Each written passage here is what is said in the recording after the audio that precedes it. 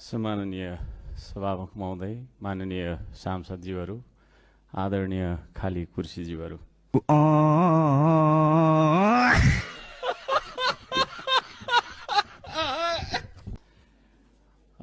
विश्वास छ नेपाल सरकारका मन्त्रीज्यूहरू यहीँ हुनुहुन्छ होला भन्ने विश्वास लिएको छु।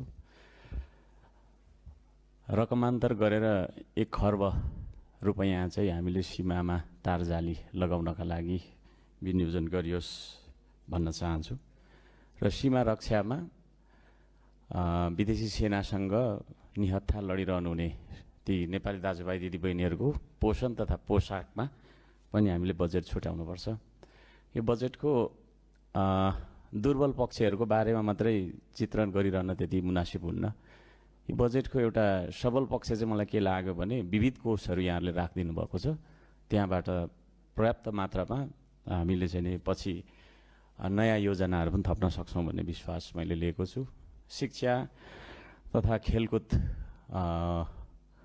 मन्त्रालय अन्तर्गतको बजेटमा मैले सल्लाह दिनु पर्दाखेरि खेल मैदानहरू विकास गर्नका लागि अलि ध्यान दिनुपर्छ जस्तो लागेको छ।